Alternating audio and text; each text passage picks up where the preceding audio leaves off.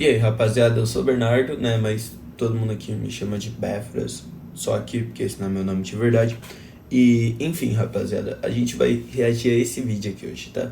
The Scrapped X-Men vs Fantastic Four Movie We Never Got to See, do canal Screen Crush. Bora lá, rapaziada. Stay back before you get somebody killed. Go yourself, pretty boy. Oh my God.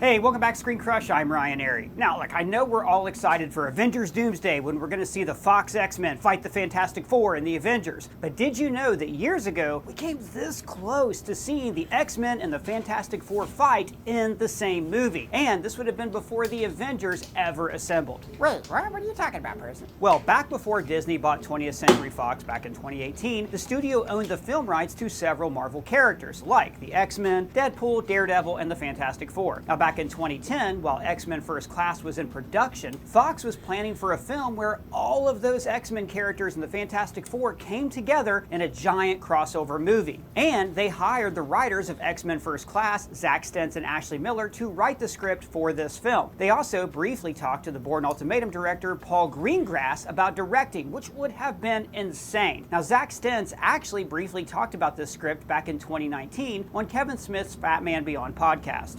We did a secret movie for them that used all of the Marvel. Mano, que loucura, velho. A gente quase teve X-Men versus Quarteto Fantástico, velho.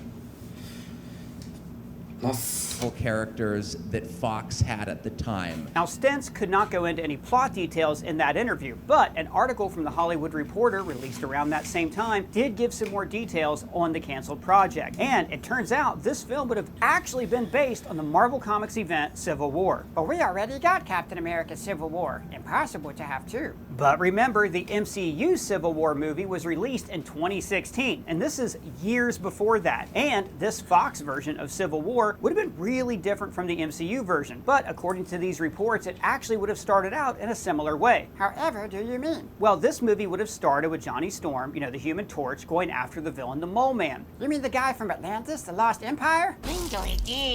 No, Doug, I mean the Fantastic Four villain called the Mole Man. He is a brilliant scientist that lives underground. Se eu não me engano, esse vilão aí, pelos rumores e pelo roteiro vazado já de Quarteto Fantástico que eu trouxe aqui pra vocês, ele vai estar presente no filme do Quarteto Fantástico, rapaziada. Controls an army of monsters. In fact, he's the first villain the Fantastic Four ever faced. Oh, like the Underminer from The Incredibles. Exactly, and in this pursuit of the Mole Man, Johnny goes full supernova with his powers like he was warned about doing in the 2005 Fantastic Four film. Not only could you kill yourself, but you could set fire to Earth's atmosphere and destroy all human life as we know. But remember, then he did this again in the fight against Dr. Doom at the end of that movie. Johnny!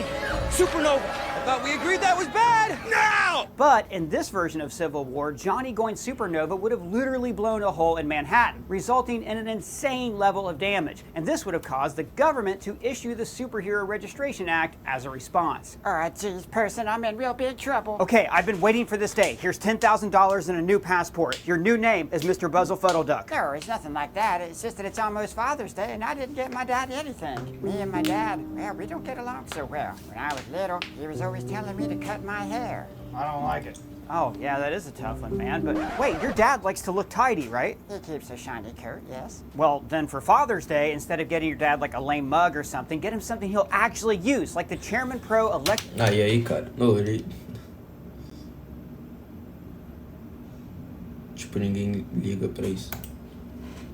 version, this Superhero Registration Act would have divided all of the heroes onto opposing sides. So who was going to be on each team? Well, unfortunately, we don't have a lot of detail on who would have exactly been on which team, but if it followed the Civil War comic, then it would have gotten really interesting. Say more. So, in the Civil War comic, Iron Man and Captain America are the two main characters, with Iron Man leading the pro-registration side and hunting down any unregistered heroes, while Captain America leads an underground resistance movement known as the Secret Avengers. But another character with a huge huge role during this series was Reed Richards, aka Mr. Fantastic. We've got a serious problem. So, during Civil War, Mr. Fantastic is basically Iron Man's right-hand man on the pro-registration side. And this, of course, causes issues between him and his teammates. He even builds a prison for superheroes in the negative zone. Reed, like Tony Stark, is a futurist, so he sees that they could never enforce registration if they didn't have a means of punishment, which is why he allows himself to ride that slippery slope toward fascism. Then, in the comics, civilians attack Johnny outside of a club, and they do this because of all the anti-superhero sentiment. And Sue thinks that it's hypocritical for Reed to go around capturing a lot of unregistered heroes who happen to be their closest friends. This results in Johnny and Sue joining Captain America's side, while the Thing stays out of the conflict entirely. Yeah, I'm out of the Civil War. And something similar probably would have happened in this film. After Johnny accidentally goes supernova and causes this incident, Reed could have lashed out at him for being so irresponsible with his powers and the damage that he's caused. Now, of course, we saw a similar inciting incident in Captain America Civil War with Wanda and Lagos, but there's also a similar incident that happens in the comics. A group of heroes called the New Warriors were filming a reality TV series fighting against a group of villains, and one of the villains explodes, killing 600 people on live TV. So this causes the government to crack down on superheroes. Now, in this movie, Johnny going supernova would have been the same inciting incident, and of course, Reed deep down would blame himself. After all,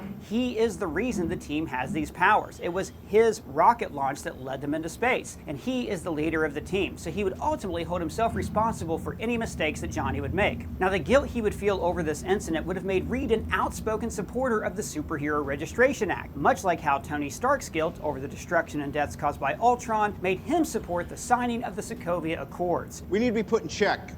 Whatever form that takes, I'm game. So Reed would be taking Tony's role in this film's version of Civil War. And maybe there could have been a scene similar to the one in Civil War where Reed presents his reasons on why he supports the act to several other heroes, like some of the X-Men and Daredevil. And you can see why the majority of the mutants would immediately oppose registration. The first X-Men movie opens with the government proposing to register mutants. And especially, like if Magneto was involved, I mean, he lived through the Holocaust, and he knows that registration is the first step toward genocide. Now, maybe both Professor X and the Beast would sympathize with Reed, and maybe they would even agree to registration if the agency was led by mutants like themselves. After all, in X-Men Last Stand, Beast was serving in the President's cabinet as the Secretary of Mutant Affairs. But Magneto, Wolverine, Cyclops, and Daredevil would all stand their ground about not wanting the government to interfere with them saving people's lives. But Reed just wouldn't be able to let this go, because that's who Reed is. While he's generally a loving husband to Sue and a great father to his kids, he has tunnel vision when it comes to solving problems. Well, what do you mean by that? Well, it's like Reed becomes so focused on solving a problem at any cost that it becomes his sole focus and nothing else exists. But it's usually Sue, Johnny, and Ben that help him stay focused and tethered to what's actually in front of him. Except, in this situation, Reed would become so focused on figuring out ways to support the Registration Act that he would get into an argument with Sue over why he believes that he is right. Yeah, but if it's X-Men against Fantastic Four, wouldn't they just stay on the same team? Yeah, they could have, but I'm saying it would have been a much more interesting movie if the X-Men and Fantastic Four teams would have been split against each other. It would have created a more interesting dynamic. So, Reed's tunnel vision would have caused Sue, Johnny, and eventually Ben to join the underground group of unregistered heroes like a lot of the X-Men and Daredevil. So, without the rest of his family around, Reed would start going to extreme measures. Extreme situations require extreme measures. Just like in the comics, he goes so far as to create a prison cell in the negative zone to lock up the unregistered heroes. Now, in the comics, he works with villains like the Mad Thinker, but maybe in the movie he would ally himself with his greatest enemy, Dr. Doom. I mean, imagine Doom creating an army of Doombot Sentinel hybrids working alongside Reed Richards. Doom and Reed has always been two sides of the same coin. Doom is what Reed would become without his family there to keep him tethered and to remind him of his humanity. And so we would see Reed continue to slide down that slippery moral slope in the film, being goaded forward by his archenemy, Dr. Doom. Maybe they would even hire Deadpool to hunt down some of the heroes who refuse to register. Wait a minute, Deadpool? Isn't he a good guy? Well, most of the time, but other times, Deadpool's an anti-hero and a mercenary. The other heroes look down on him because he hurts people for money. I know how to fuck people up for money, but you know how to save them. And during Civil War in the comics, Deadpool is hired to hunt down any unregistered individuals. You don't want this. Unless you want to take a deep breath through your fucking forehead, I suggest you reconsider. So, while Reed's digging a deeper and deeper hole for himself, we would get to see how these other unregistered heroes work together. In certain comics, Sue has been revealed to have been an agent of S.H.I.E.L.D., and this part of the film could highlight her tactical skills and her experience on stealth missions. Maybe she'd help lead a team of heroes that includes Daredevil, Nightcrawler, and Quicksilver, all of whom can sneak around unseen and rescue other unregistered heroes on the run from Deadpool or the robots. And another team, led by Wolverine, could have him and the Thing and Colossus taking on those robots directly. Mano, cara, eu não sei, velho, se tá bom ou não. Tipo, uma sensação estranha. Tipo, é realmente uma adaptação dos quadrinhos, é uma adaptação até mais próxima dos quadrinhos do que o filme da Marvel. Só que, sei lá, tem uma sensação estranha de que, mano, muitos personagens importantes e carismáticos saíram da trama e sei lá, isso deixa estranho? Não sei. Bora continuar. This could all build up to the movie's climax, where we see the unregistered characters defeat the robots and confront Reed. Sue could beg Reed to see the error of his ways and listen to reason, but Reed tries explaining to her that he's so close to changing things for the better thanks to the work that he has been doing. Now, one thing we do know about this script, according to The Hollywood Reporter, is that it would have featured a fight between Wolverine and Reed Richards. So this is where Wolverine could call out Reed for losing his mind and tell him that he's actually the villain, which would then lead to a fight between the two of them. Now, according to The Hollywood Reporter, this fight between Logan and Reed would have ended with Reed pinning Wolverine down, extending his hands until they're 1 molecule wide, and then using them as scissors to cut Wolverine's arms off. And what I like about this is that Wolverine's skeleton is made out of the indestructible metal adamantium, so literally the only way Reed could cut through it is at the molecular level. And in these moments, there's always something that has to show the heroes how far they have fallen. So maybe then Deadpool would take this opportunity to fire a bullet at Sue, but Reed pushes her out of the way and takes the hit instead. And this would have mirrored a similar scene from the Civil War comic where Reed takes a bullet from Taskmaster that was meant for Sue. Or maybe Reed would simply realize that he has been turning into Doctor Doom, or that maybe Doctor Doom manipulated all of these events to begin with. The Hollywood Reporter's article then says that all the heroes would have made up. Cara, eu não sei, velho. Também, tipo, pensando que, pô, tudo isso tem um Magneto, rapaziada. Tem um Magneto nessa história. Mano, deixa eu tirar essa luz, que essa luz aqui tá muito ruim. Ixi, mas daqui eu tô escuro. Vai. Tem um Magneto nessa história. Enfim, sabe? Tipo, tantas histórias legais. E adapta a Guerra Civil colocando o Dr. Destino como vilão. Não que eu não goste do Dr. Destino, se vocês veem aí todos os vídeos que eu tô postando sobre Avengers Doomsday. Vocês estão vendo como que eu tô ansioso pro Dr. Destino. Só que, rapaziada, esse Dr. Destino meia boca aí, pô. Sabe? Aí não, aí não fica legal. Enfim. Happy! And the post-credit scene would have teased a sequel involving a new threat. Skrulls. Ah, jeez, that never leads to anything good. No, it doesn't, buddy, and God, do we know that from experience. Now, there is a chance that the film we just described wasn't anywhere near what Fox or Zack Stenson and Ashley Miller had in mind, but there's no doubt that it would have been different from Captain America Civil War. In fact, that film probably wouldn't have been made if Fox went through with their own version of Civil War. Or why didn't Fox do it? Well, after Fox saw how successful X-Men First Class was, they decided to instead make a sequel to that film, Days of the Future Past. And after they lost the Daredevil rights to Marvel in 2012, they considered making a different X-Men vs. Fantastic Four film based on a script by Warren Ellis. But that version never panned out either, and so the whole project was scrapped. And there's also the question of who would have even been in the cast. Hugh Jackman probably would have been along as Wolverine, along with most of the original X-Men actors. But a new Daredevil would have been... Que foi, mãe? Mãe, calma, eu tô gravando. Eu sei, só que vai ter que passear com o Kirby, tá? Aí eu volto pra te buscar pra gente almoçar na vovó. Cast, since Ben Affleck swore off returning to the role after the 2003 film.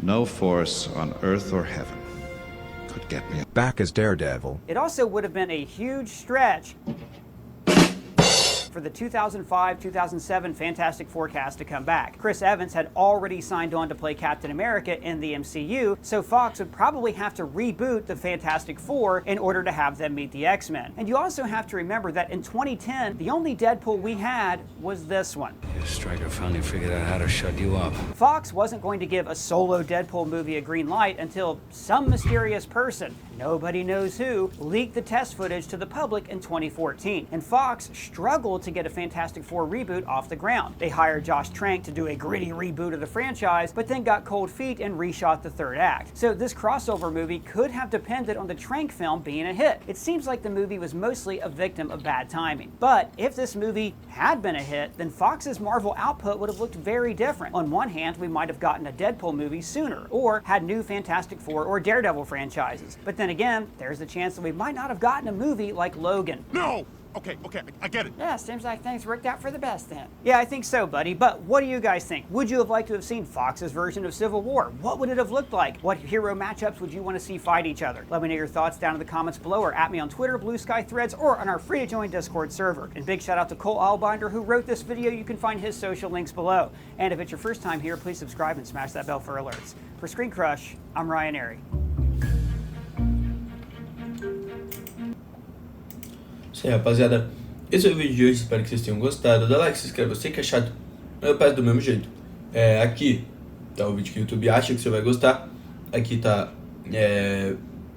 o negócio, o logo do meu canal. Que mais? O vídeo que eu reagi e também o meu canal secundário. Tô com o link na descrição e é isso, valeu, falou, fui e até a próxima, tchau.